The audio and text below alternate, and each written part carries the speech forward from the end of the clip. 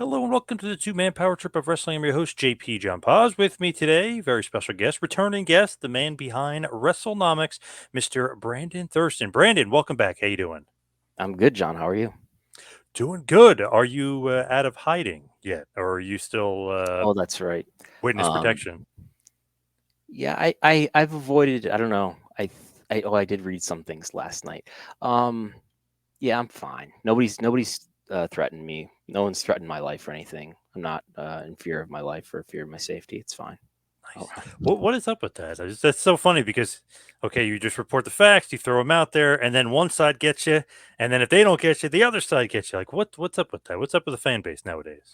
in fairness, there's no such thing as just reporting the facts. I think you have to frame it in a certain way. There's always decisions involved. You know, Hmm. it's very easy to put out misleading facts or to frame the facts in such a way that it appears misleading. Um, you can say maybe I did, with putting 72,265 in a headline, but yeah, But isn't that a fact? Isn't it, that the actual turnstile number for AEW All In pay per view?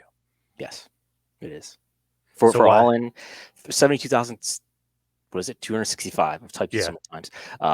That's the number of people according to the local government, the Brent Civic Center, which is the the borough that Wembley Stadium is in, is called the Borough of Brent. People in the UK, I'm sure, know well about this, but I don't. And they responded to a records request or a freedom of information request, and that's what they said. That's the number of people who went into the building and actually redeemed tickets, whether they were free tickets or paid tickets. That's how many people were in there. Does that include suites? That's another question I don't know the answer to. When you look at that number, why were people so upset? Because they wanted it to be the 81. I mean, why were they so upset with that number? Um, because some W fans, especially online, where social media puts us in a position to have short bursts of text and they generate ad revenue that is incentivized to get the most eyeballs on everything and to elicit the most intense reactions to aid in this cycle of creating impressions and getting attention. Wrestling fans probably bring some of their own personality types and tendencies to Yeah. these situations, and it becomes combative. It's my So best guess. so the paid number 81,035, whatever. That's what the Yes. paid number is. So that's how many tickets. Doesn't matter. I mean, I'm sure that happens all the time. I don't know the certain percentage. Maybe you would know better. Like, what's the percentage of usual non-attendees, if you will, paid tickets, but the person doesn't show up? I've been told by multiple people that so that's about 11% no shows. Can you imagine Okay. that? 9 out of 10 tickets were actually redeemed. 1 out of every 10 were not. And I'm told that's normal for AEW anyway. Uh, I've only gotten, you think, well, we can look back at history and see, does this compare well to other cases? I've only got like 4 other cases that I can even look at where I have both a drop count and I have number of tickets sold. It's close to that WrestleMania 37 in Tampa with half capacity in the middle of COVID, where it's a pretty different situation. And you could see why the redemption rate might not have been very high because maybe people were concerned about going and being at a large gathering. Um, Royal Rumble is something like 5% this year, San Antonio, where we do have the drop count and do have tickets sold. The first House Rules I got information for, so I have the drop count, I have tickets sold, and it's something like 6%. I don't have it in front of me. Um, and those are the ones that we have. Anyway, I don't have any other than that WrestleMania during the pandemic that have as high a no-show rate as this show does. Now, I'm being told that that's normal. I mean, I don't think that the number of tickets sold. I don't have information to say that that's not true. Um, I would like to see the ticket report. Don't know that we ever will for this Right. show to see, which would be what a ticket report would be like a breakdown of in this section there were this many tickets and so on and so on, and that comes from Ticketmaster probably. So that would be really reassuring in the confidence of this number as what it is. Um, But yeah, When you look at it, though, that seems like, not like a crazy amount. I mean, I guess 8,000 people or whatever, almost 9,000 people bought the tickets. But isn't that also like secondary market where maybe a yes, broker tried to sell it and he only sold half of what he got? You know what I mean? Just to try to, the guys that profit off it, the ticket brokers. that could very well be the explanation. That this is what somebody suggested to me, that maybe it's harder in the UK to sell on the secondary market. And maybe with the hype around this show, there's a lot of hype into this show, that maybe there were a lot of tickets that were bought by secondary market sellers who were not able to offload them, and therefore they were not redeemed. Um, so yeah, that's a possibility. To me, though, I mean, that number is still insane. 72,000 It's a lot of fans people. for a not AEW show. I mean, right? I mean, that's Sure. crazy. I Yes, mean, it not is. WWE show, meaning not like a not WWE show, an AEW show. I mean, it's crazy. Yeah, yeah. I mean, to think that this was possible, even thinking back to the All In of 2018, that the line was 10,000, and they did more than 70,000. They sold more than 80,000 tickets apparently. Um, so yeah, is it the world record for the most tickets sold ever, which is what they claimed on the screen, and probably will continue to claim? Maybe. WrestleMania 32 is somewhere between 74,000 and 86,000, somewhere in that range. The median of that range is 79,800. So I don't know. All In's a little bit higher than the middle of that range, but it's in that range. So I can't tell you definitively that WrestleMania 32 didn't sell more tickets. Maybe it did. Don't know. The turnstile count for WrestleMania 32, which I got by emailing the Arlington police, they told me that the turnstile count for that WrestleMania was 80,709. That's more than 72,265 for All Yes. In. Does that include suites? Don't know. So let's say the Wembley number doesn't include any suites. There's only 3,200 suites. There's definitely less than 3,200 suites at Wembley, according to their website, which say it's between 8 and 20 for each suite. There's 160 of them. Multiply that. Let's max it out. 160 times 20. That's 3,200. I don't know this. I can't do this mental math. I've done it a lot recently. So, Yes. Yes. so if you add 3,000 onto 72,265, you're only up to like 75, 76,000. You're still at under 80,709, a number that we don't know whether or not it includes suites. So let's say it already includes suites. WrestleMania 32 had more people at it. Right. Did it sell more tickets? Don't know. What is the paid number for WrestleMania 32? Do we have any sort of information or inkling what that is? So I just said it's between 74 and 85. We So we know don't have that. it definitive. We don't have like they're saying 81,035. We don't have that for WrestleMania 32. We know it's within a range of somewhere between Okay. 74,000 and 85,000. It's so the reason why we know that is because every quarter WWE, I don't know if they will continue to with TKO, but up until this point, up until the day that we're speaking today, every quarter WWE has reported the average attendance, which is a paid number, the average attendance for that quarter in North America. And in the quarters in which WrestleMania takes place, because WrestleMania since 2008 has taken place in a stadium, they have broken out that average as here's the average with WrestleMania, here's the average without WrestleMania. These are rounded numbers, so these are not precise numbers down to the ones place. It's a lot of math in here. I'm sorry. Yeah, I But, love it. Yeah.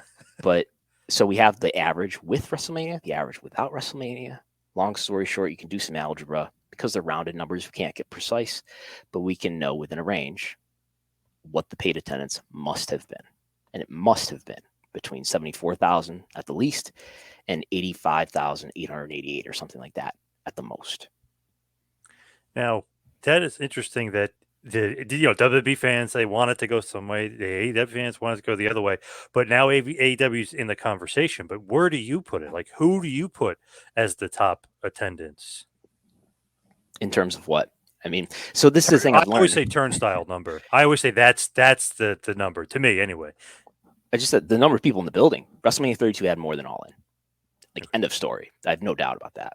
What about Unless, like, WrestleMania 3? what about WrestleMania 3? Well, I think last time I talked to you and Lavi, I told you that Yeah. I'd been counting seats of pictures of the Silverdome. I don't know. Um, so, and I've had some more interactions with Dave Meltzer. So, the capacity of the Silverdome was absolutely 80,000 for Yeah. football. Okay. Yes. Um, I was under the impression, based on talking to Dave, that was the central issue. And so what I did was I looked at pictures. I looked at many images of the Silverdome before it was demolished, which is when the roof is off. All these people took all sorts of photos. There's even drone video. I counted up all these seats, not manually, not each individual seat that I counted. I did not do that, but I counted enough of the stadium, let's say, to make an estimate about what the capacity of the stadium must have been for football when it was demolished in 2017. And it was like 80,000, including the suites that are listed in on their public website, which you can find the archive for. So there's definitely the capacity for 80,000. Dave has reported since, which I didn't know this, by the way, Dave has reported since 1994 that the attendance, whatever attendance means, was 78,000. There's one of the main issues here, which is like way too complicated for social media digestion, right? Yep. Is that attendance? There is no for any event. There is no attendance number.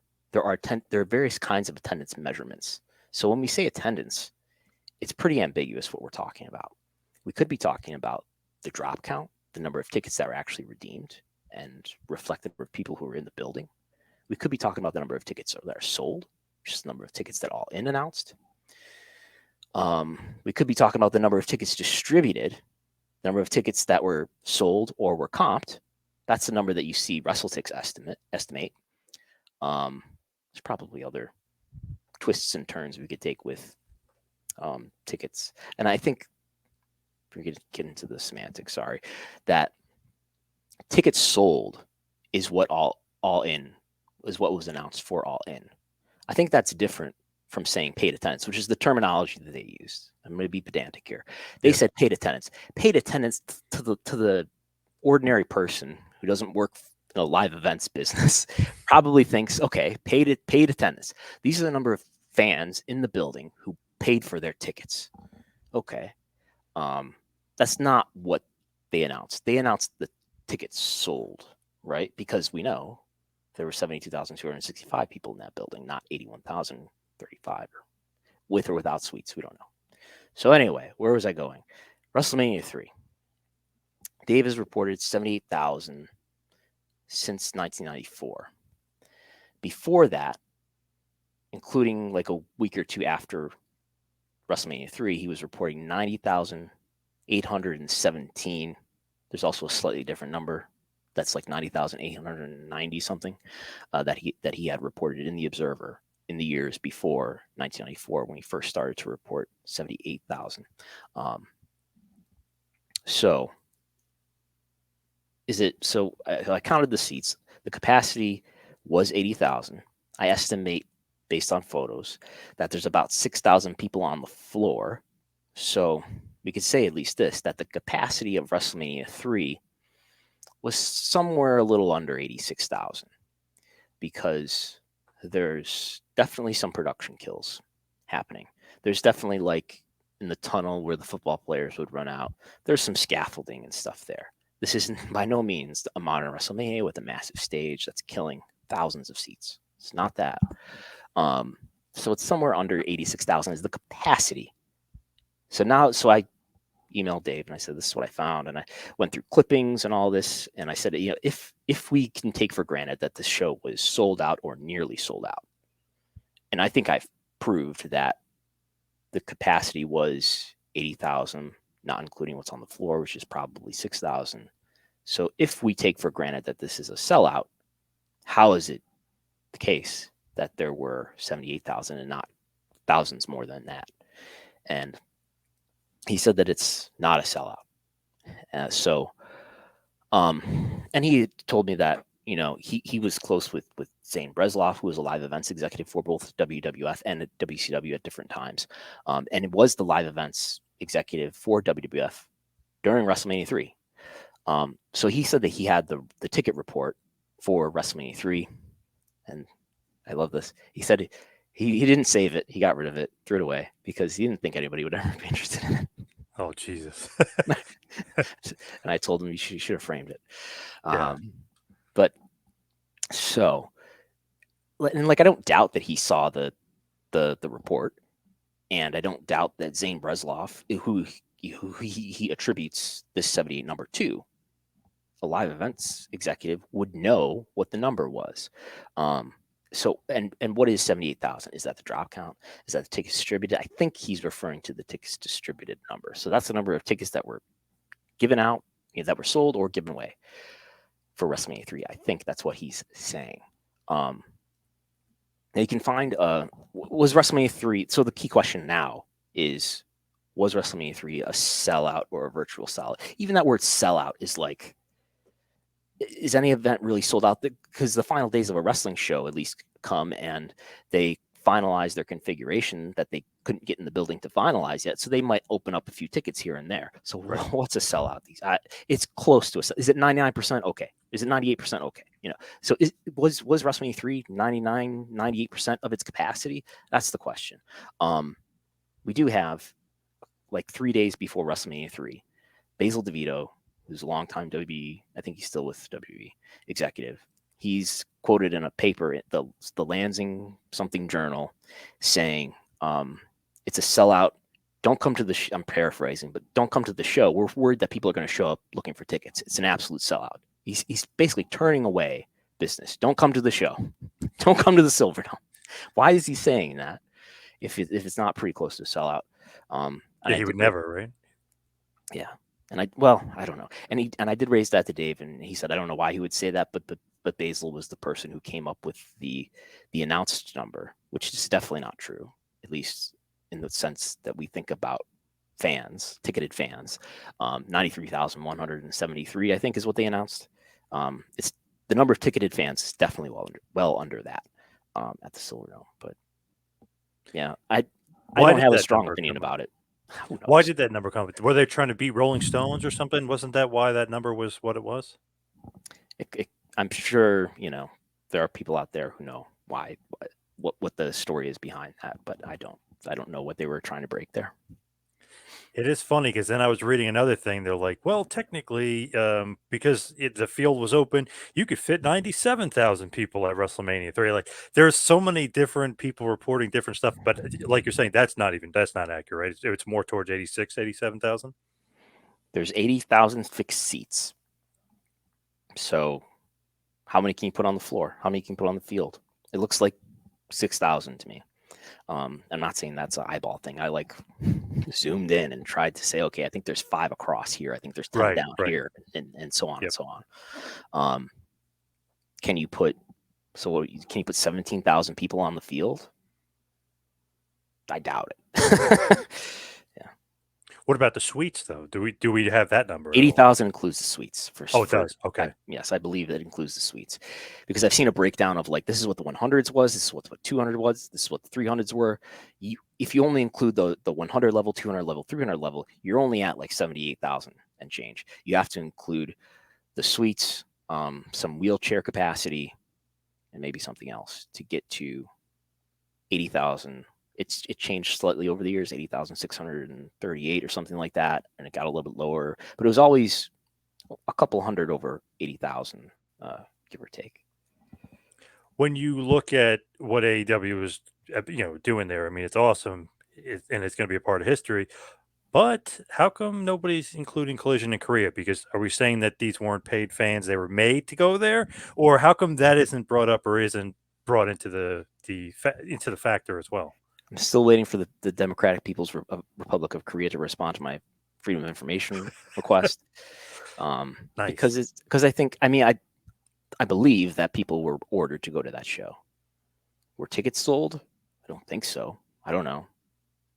And it was not a pro wrestling show in the traditional sense in which we think about fans being drawn to the building, right? Right. People were, I think, directed to go to the show. That's what they were told to do that day. How many people were really there is another hurdle to even get over, right? Like, I don't know. I don't think there were journalists there. They're certainly not going to respond to a Freedom of Information request.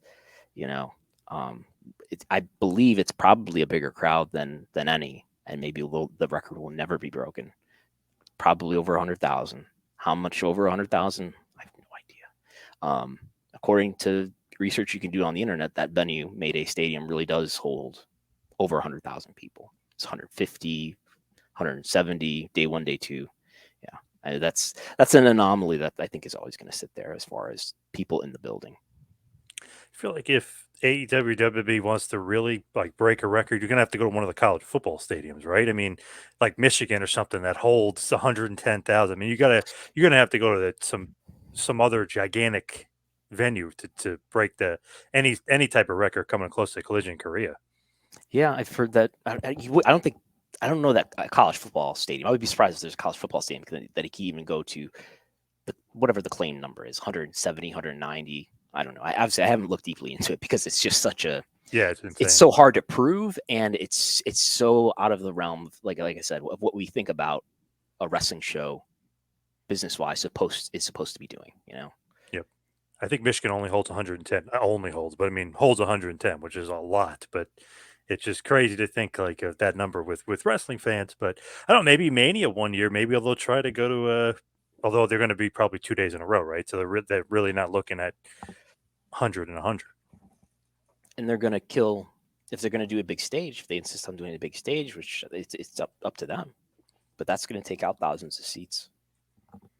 If you do Rock versus Roman Reigns this year, WrestleMania 40, do you make a smaller stage and don't make it as big as of a spectacle, but sell more tickets? I don't feel like I really understand the need to have such a big stage. As a fan, I don't need it, right? And maybe they feel that it's expected for various reasons. Maybe they feel that helps them sell the show and helps justify the money that's being paid by Peacock and distributors like that. You would obviously, it's nice to have the stage. It's very expensive too, by the way. Right. But you take it away, you're opening up thousands of more tickets that you can sell. I mean, that being said, I think WrestleMania across 2 days it's let's say it's the true capacity is with the stage is like 60,000 each day.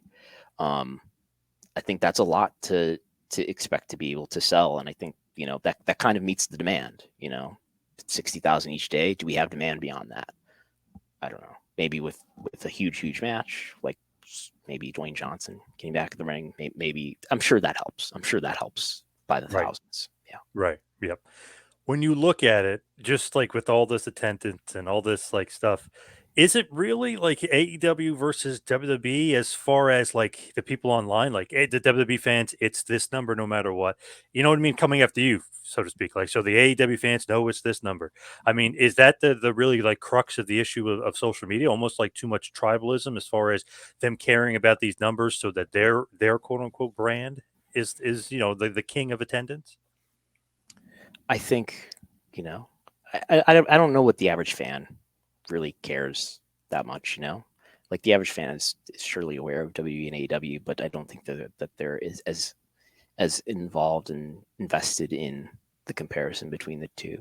I think it's really interesting to compare the two, and I think it's meaningful oftentimes.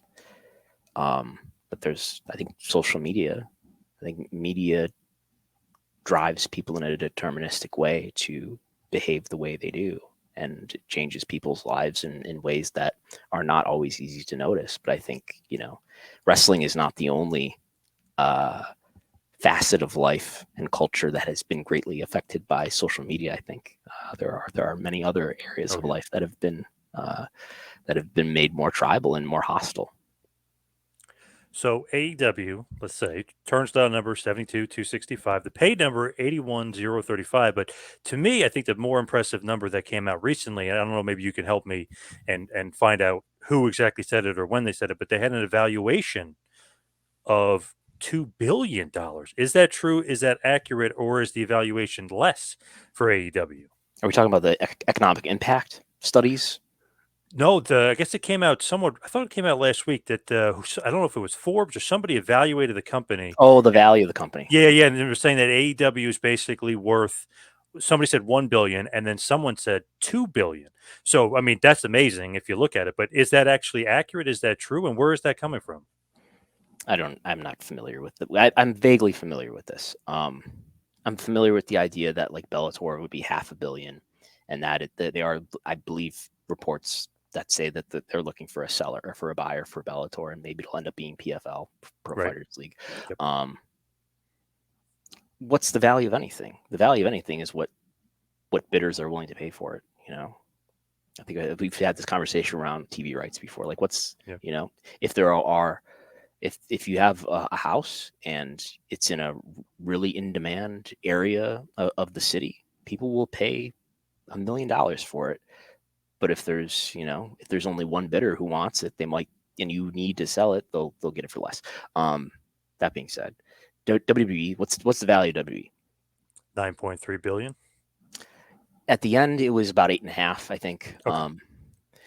So okay, that's what WWE is worth. What's AEW worth? It's speculative. It depends on how bullish or bearish you are about the future of their business. They're not profitable now, but they probably will be as soon as they make a new TV deal.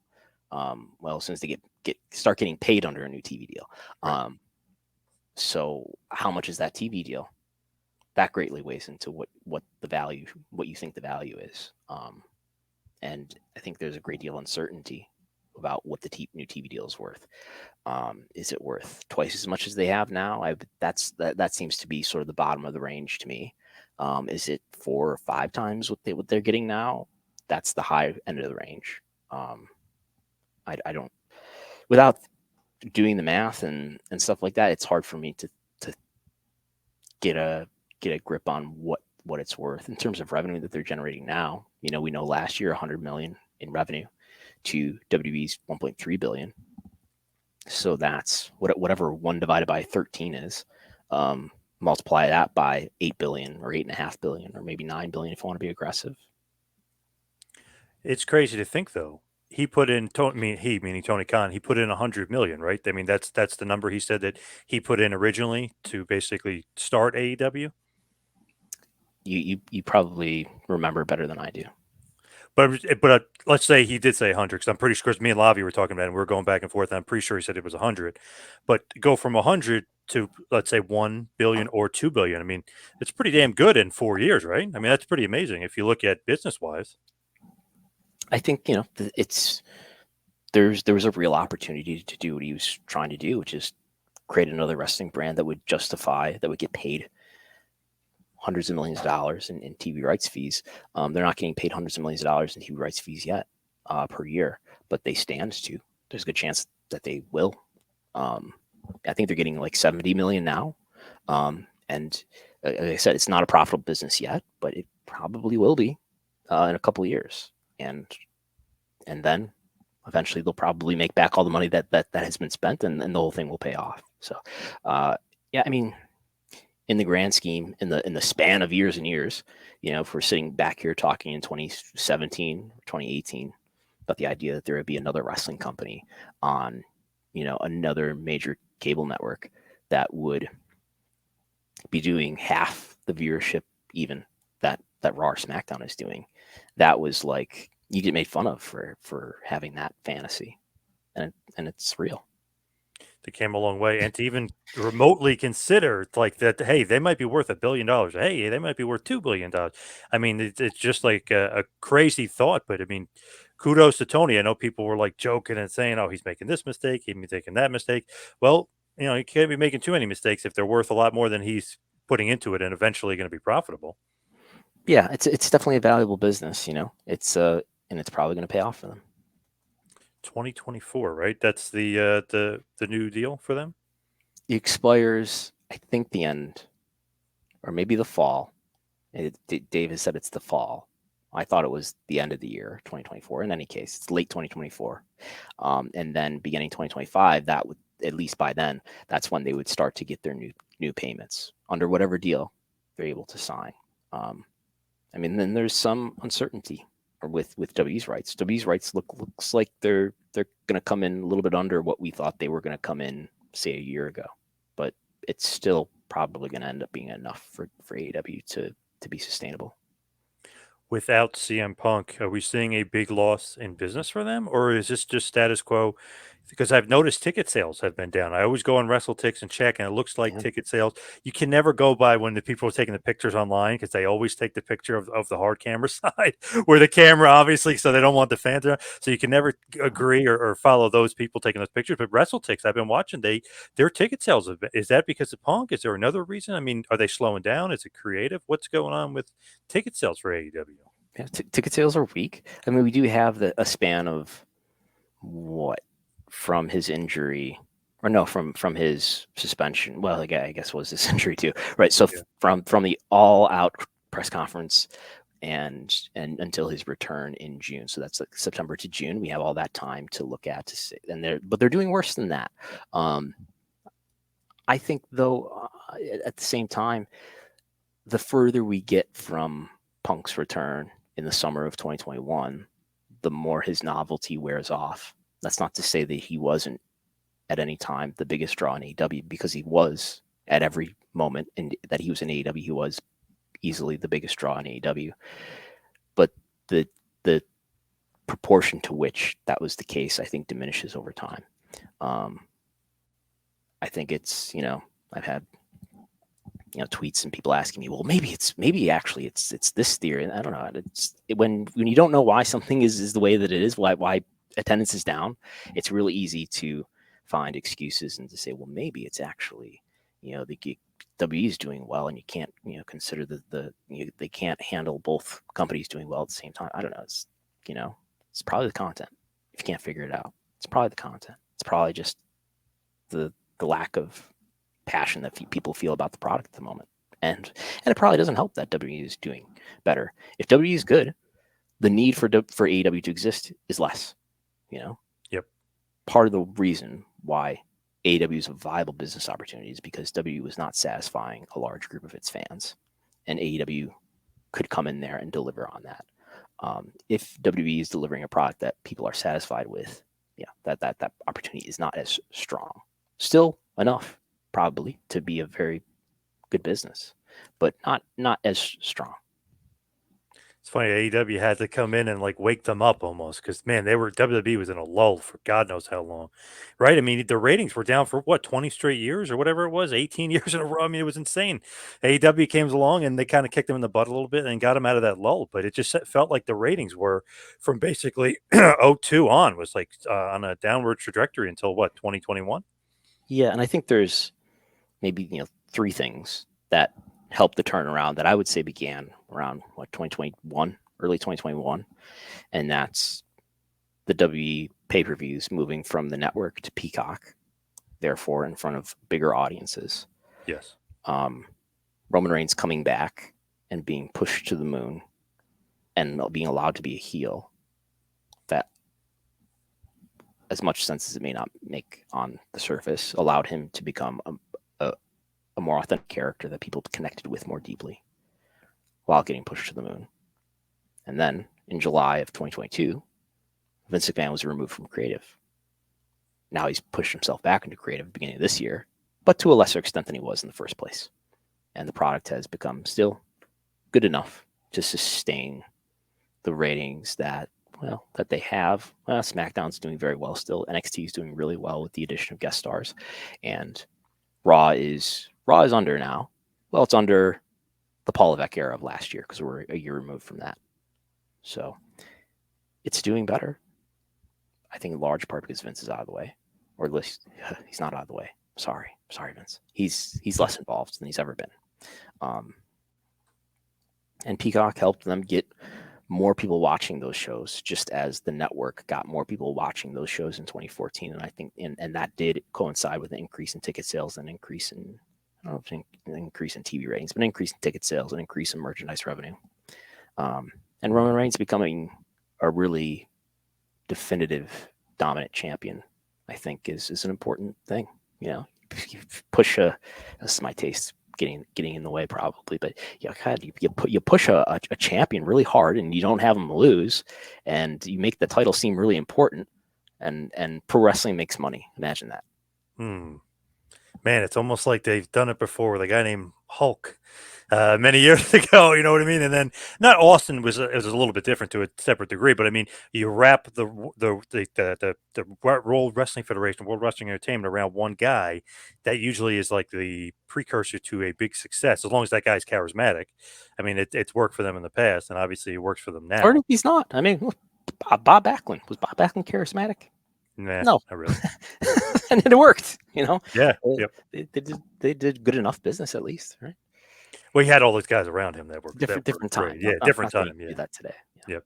But Reigns, though, and I know I always ask you this, like a while ago, is he a draw? Is he this? So they all, and I always look at the metrics, like, man, his quarter hours like 3 million or 2.7. I mean, his quarter hours are always the tops, right? I mean, he's the number one draw for them by far. Especially this year, and I would say in the last 12 months, it's been indisputable. Quarter hours involving him. There's a preponderance of examples of this highly anticipated bloodline stuff doing really well in the quarters, and Yep. SmackDown's ratings overall doing very well year over year. They're up like 10% right now on the prior year still.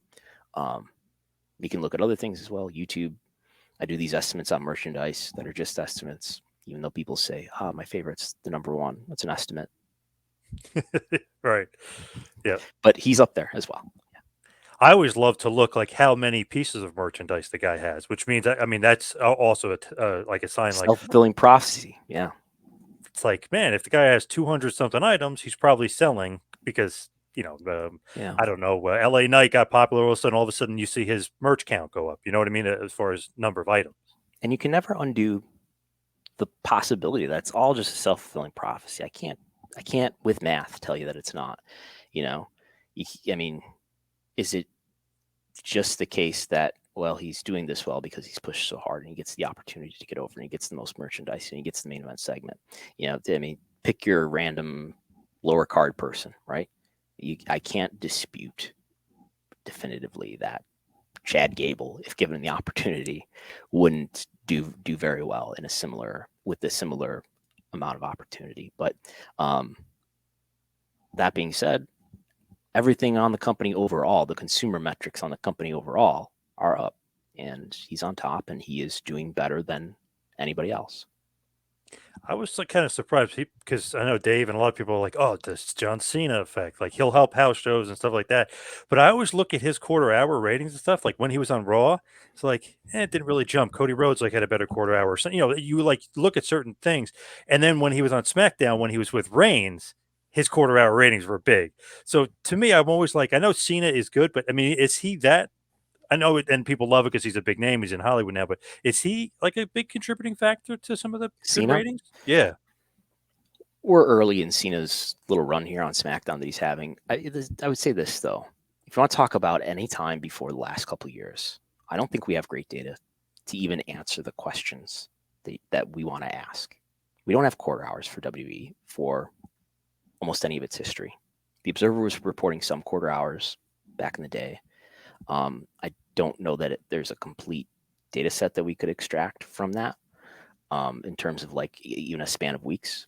Um, there are house show reports that are in the Observer. Um, I don't know how complete that data is or how accurate it is. Reason why I question that is because there was a point where I went through the attendances for WWE shows that were reported in the Observer, and I couldn't get them to correlate. So by the quarter, where WWE itself does report paid attendances for the quarter on the average under the scrutiny of the SEC. So Hmm. I believe that they're honest. And I couldn't get them to correlate with what was being reported in the Observer. So I'm questioning how accurate those were. But what we do have now is WrestleTix data on the live events, and those do correlate with what's being reported by WWE for now, anyway. Again, like I said, under TKO, will we get these attendances broken out? I hope so, but who knows? And we do have quarter hours for now being reported by me for WWE. So it's really hard to say how does this compare to what John Cena was doing in 2012. I don't have great data. I don't feel I have high quality data to delve into that. I don't know. Sometimes I'm just thinking, like, man, if he was doing so well, like the business should have an uptick. It's funny, like when he kind of went away is when it kind of really came back. You know what I mean? When he went off to Hollywood, then and it became the Reigns era. I feel like then they started taking off and really, starting to turn the page. Well, I would say 2014 to 2016, business improved. And when I say business, fan business improved because their revenues and their profitability increased over this time because of guaranteed TV rights fees that are not dependent on any consumer metric like TV Right. ratings. Right. But fan interest, let's use that term, fan interest improved from 2014 to 2016. And then fan interest declined from 2016 to, let's say, 2021. And when did John Cena stop being a full-time wrestler? 2014, kind of. The very end of 2015, I think he has a shoulder injury and he never goes back to. He does some house show tours a little bit, but he's never a full-time performer again after that. And I think a lot of that has to do with his absence. Is that right? I think that is right. He stops doing house shows anyway. I have to look at how often he's on television because I remember doing studies of like how many matches has John Cena had. But I'm pretty sure that I've done this research before enough to know that was my view. So if I'm gonna look at his career on Cage Match and look at his match count by the year. And 2015 he has 136 matches, and he's over 100 most years before that. So 136, and then 2016 he has only 50 matches. The year after that he has 78. The year after that he has 28. The year after that, 2019, he has 8. 2020 he has 1. So he's less of a full-time performer. Beginning, I think he has this shoulder injury at the end of the year, 2015. But when you throw him in the conversation for GOATs, I mean, I always find I guess what my point I wanted to make is that yeah. him becoming less involved in the content coincided with a drop-off in business. And I think, if you're asking me, is John Cena a huge star, huge draw? In his time, he's the strongest draw that WWE had. Yeah. Oh yeah. But like I love when they throw GOATs out there, and then now he's saying Reigns is the GOAT. But I always think like I don't know, Hogan and Austin. That was like the big business boom for the WWF. Not counting the TV rights. But they're not around right now. So no. Well, maybe. Answer maybe. Hey, maybe Austin will come back again and they'll fight Kevin Owens without them promoting it. Oh, I don't think so. I think Austin was being very careful about what situation he was in. He's going to allow himself to have a match in. Yeah. So does TKO, this Endeavor, WWE, UFC, does this help business at all? Hurt business, or no effect on it? Just going to be same old as far as money made, if you will. Money made, it will definitely help business. I mean, they cut more than 100 employees on Friday. That will save them millions, and they might be cutting more eventually. Who knows if there'll be other waves of this. But they're saving a lot of money by consolidating the services of Endeavor, UFC, WWE. It'll allow them to make international TV deals better. Probably it'll allow them to sell advertising and sponsorships better because they'll be able to sell them together. They'll be able to do more government subsidies probably because they'll be able to go to municipalities and say, it'd be great to have one or the other of us here, but what if we had two? That will be even a greater boom to your hotel and restaurant business. And maybe there's I don't think there's this huge crossover of fans between WWE and UFC, but there's some, and maybe that makes it a more attractive, traveling wrestling / MMA fan experience. But yeah, they'll definitely make, and they'll be able to, maybe most importantly, probably not anytime soon. The earliest is probably the Peacock deal expiration, but they'll be able to deal maybe domestic rights together to their benefit. If you look at it too, Dana White was kind of saying one opposite side of the spectrum, then the other guy from UFC was saying the complete opposite. Yes. Oh, we're gonna have this amalgamation of fans. They're all gonna be WWE UFC fans, and Dana White the exact opposite says hell no, it's two different fan bases. But I do think there is some crossover, not a lot, but there's some crossover. Yeah, John Pollock played that for me. That was the first time I was hearing it on the air last week. He's an idiot. Yeah, that was great. Yeah, Lawrence Epstein, who was the chief legal officer for UFC, I think he might be the chief legal officer for TKO. But anyway, yeah, Dana White said, Lawrence, I love you. Stupidest statement ever made, or something like that. Yeah, Yes. I Yeah. mean, I agree with Dana White on that there isn't this huge crossover. And UFC, MMA, as much as Dana White would probably like to gloss over it, MMA completely has its roots in pro wrestling. And I Of understand a course. need to separate that because Yep. you are a shoot sport and you don't want to let people think for a second otherwise. But yeah, reading the Observer, going through the years. Yeah, it's been the Mixed Martial Arts Observer newsletter on some weeks. Yeah. Uh, Oh, for sure. but and that's not the only outlet that has covered post wrestling, covers both wrestling and MMA, and a lot of others do too. Or a lot of these news websites, the founder of that website has also created an MMA news website or something like that. So yeah.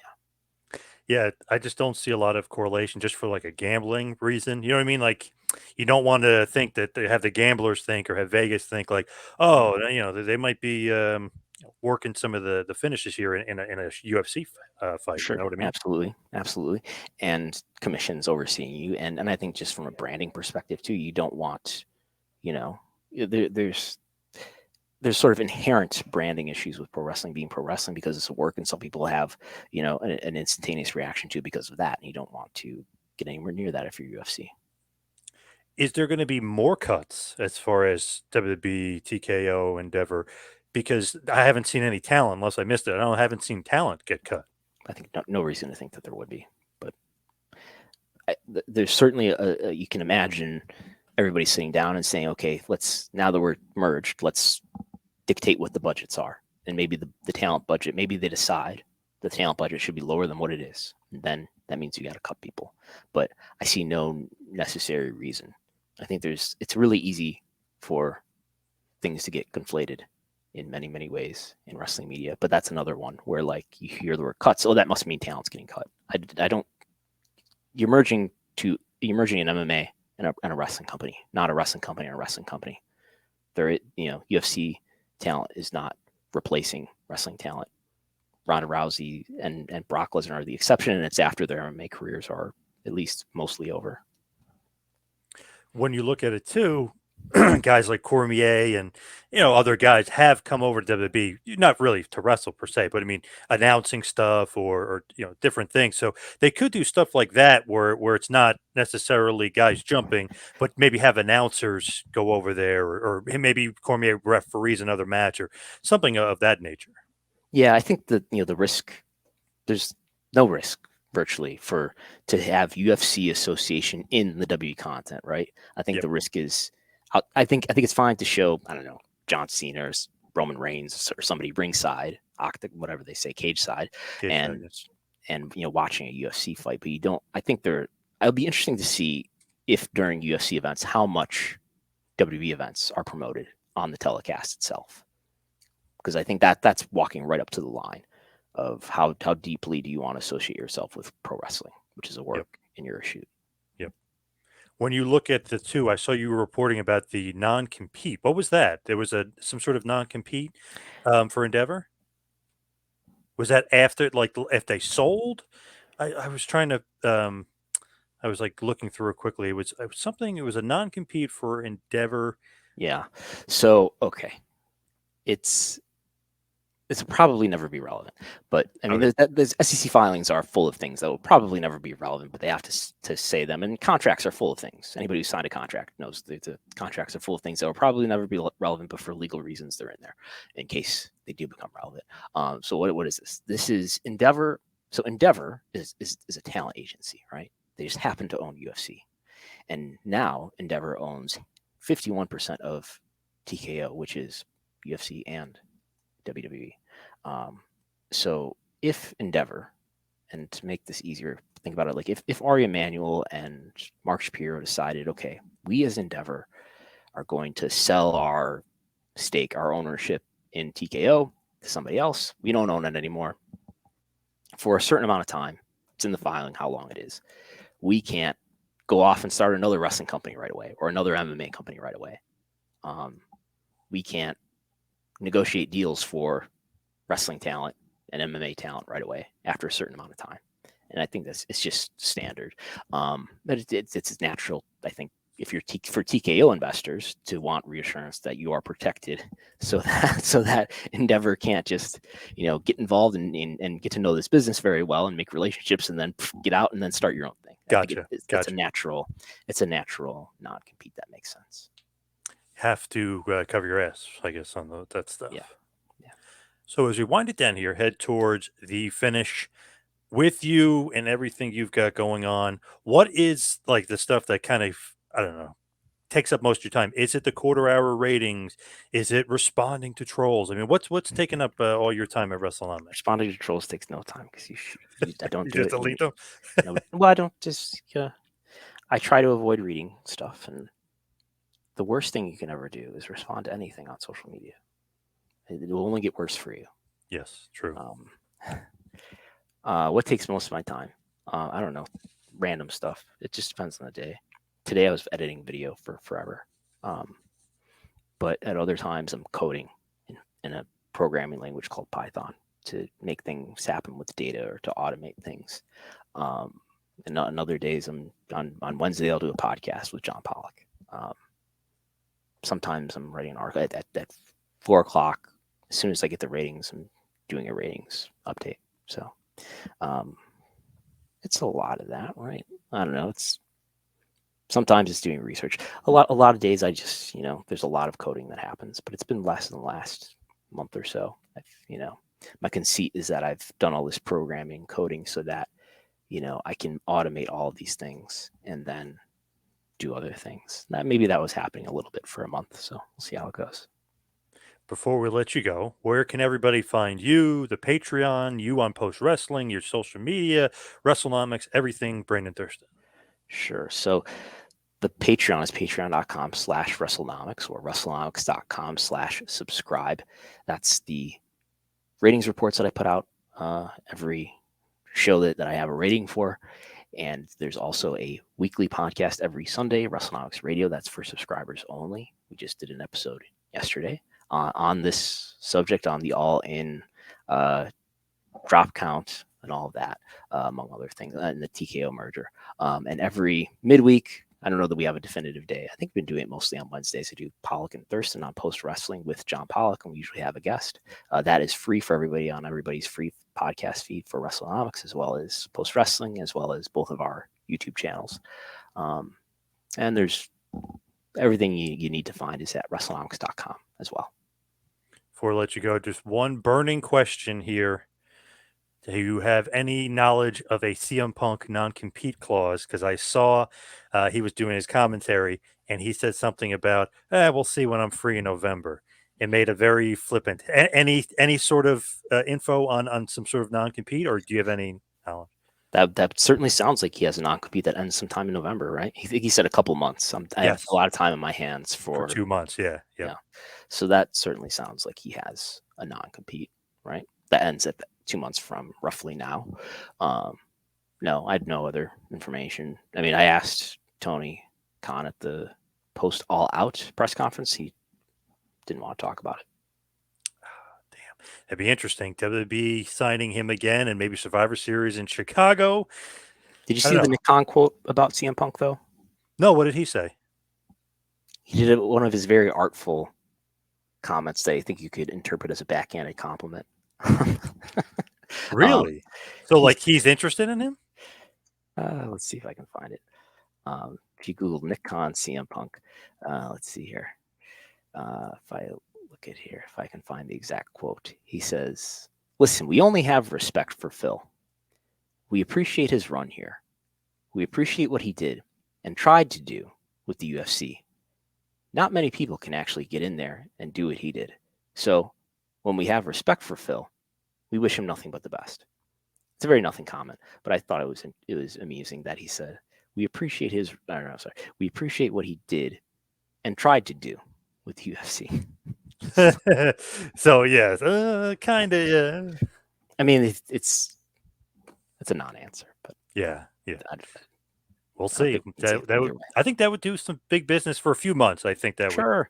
I mean, like if I'm WB, I went to W Payback, right? And it's a B pay-per-view, not a big pay-per-view. And LA Knight was super over. Jey Uso was super over. It feels like a hot product with a lot of people who are over. I didn't sit. It was definitive to me. I really had this, thought that, because what did we know at that time? All Out was happening the next day, so he had been fired that day. In fact, that's right. That's why I Yeah. was thinking about that. Yeah. He'd been fired that afternoon, and I went to Payback that night, and it didn't feel W did not feel like a product that was screaming, "Oh my God, we need a new star," like CM Punk. They will be totally fine without him. So there's certainly and there's certainly a risk if you bring him in, right? I mean, Yep. he's got a proven track record here of being a problem.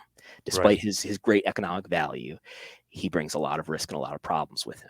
So do you want to deal with that? I don't know. Maybe short-term contract is the answer to that, but we'll see. Yeah, good point. We'll see. Well, Brandon, thank you so much. Everybody, definitely check out WrestleNomics. Must follow on all the social media platforms, but Patreon as well. Brandon, thank you so much. Appreciate all the time. Thanks for having me, John. Appreciate it.